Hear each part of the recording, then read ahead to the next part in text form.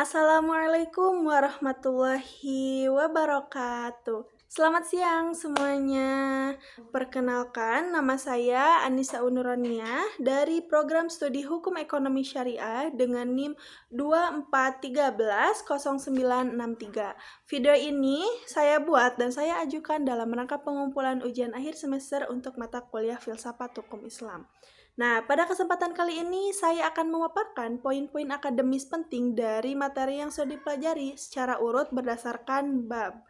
Nah, kita mulai dari bab pertama, yaitu mengenai hakikat filsafat hukum Islam. Di bab ini ditekankan bahwa filsafat hukum Islam ini bertugas untuk mencari apa yang disebut dengan hikmah, yaitu rahasia atau kebijaksanaan ideal di balik perintah Allah. Nah, tugas filsafat ini adalah membedakan hikmah tersebut dengan ilah atau sebab formal yang melahirkan hukum, seperti sifat memabukkan pada khamar. Nah, di sini juga kita belajar memisahkan antara syariah yang sifatnya wahyu mutlak dan abadi dengan fikih yang merupakan hasil ijtihad manusia yang relatif dan dinamis. Lanjut masuk ke bab kedua. Pembahasan ini bergeser pada hubungan antara wahyu Tuhan dan pemikiran manusia. Di sini dijelaskan bahwa manusia adalah subjek multidimensi yang berkali akal, namun karena akal manusia memiliki batasan, kita mutlak membutuhkan agama untuk melihat kebenaran hakiki yang tidak terjangkau oleh rasio. Tantangan modernitas juga dibahas dengan membagi wilayah hukum menjadi dua, yaitu wilayah ibadah yang sifatnya ta'abudi atau dogmatis baku, yang wilayah muamalah yang sifatnya ta'akuli atau rasional terbuka bagi perubahan. Dari sini kita tahu ada teks bersifat qati al-dalalah yang artinya sudah pasti dan zani al-dalalah yang multitafsir sehingga menjadi ruang masuknya ijtihad manusia. Nah, selanjutnya pada bab ketiga, kita akan membedah watak atau karakteristik hukum Islam. Karakteristik tersebut meliputi 5 hal utama, yaitu yang pertama, sempurna karena mengatur seluruh lini kehidupan manusia. Nah, yang kedua ini elastis, artinya lentur dan bisa menyesuaikan dengan tempat dan waktu. Yang ketiga itu ada universal dan dinamis karena berlaku untuk semua orang dan terus bergerak maju. Nah, keempat ini sistematis, di mana hukum, akidah, dan moral saling bertautan. Dan kelima, perpaduan antara ta'akuli dan ta'abudi. Nah, di bab ini pula dibahas mengenai pembindangan hukum, sumber hukum utama yaitu Al-Quran dan Sunnah, serta sejarah pertumbuhan mazhab-mazhab fikih yang lahir karena adanya perbedaan penafsiran bahasa terhadap teks. Nah, kemudian salah satu bab yang paling krusial adalah bab ini, yaitu bab keempat, yaitu tentang konsep beban hukum atau taklif. Nah, di bab ini kita mempelajari istilah mukallaf, yaitu orang yang dibebani hukum.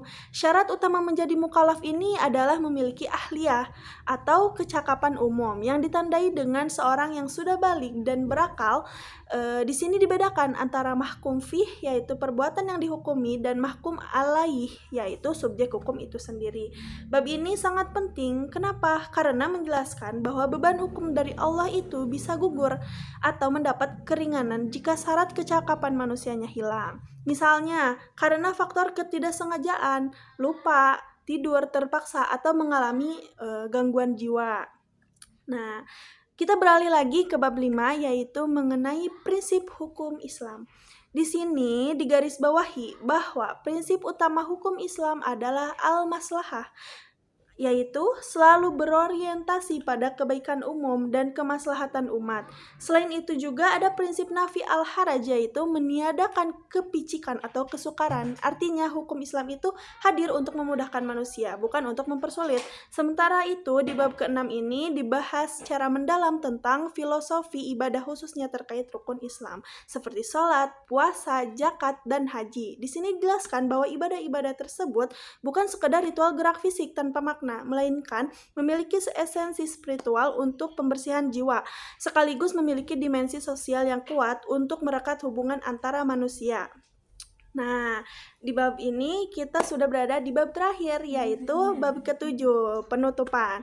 Ditutup dengan kesimpulan yang sangat komprehensif. Seluruh materi ini membuktikan kepada kita semua bahwa hukum Islam itu sangat logis, adil, dan senantiasa relevan dengan perkembangan zaman. Filsafat hukum Islam adalah jembatan yang menyatukan antara wahyu Tuhan yang suci dengan nalar manusia yang dinamis demi mencapai kebahagiaan sejati di dunia maupun di akhirat. Demikian pemaparan materi UAS yang dari saya, Anissa Onurania, mahasiswa Hukum Ekonomi Syariah. Kurang lebihnya mohon maaf dan terima kasih atas perhatiannya.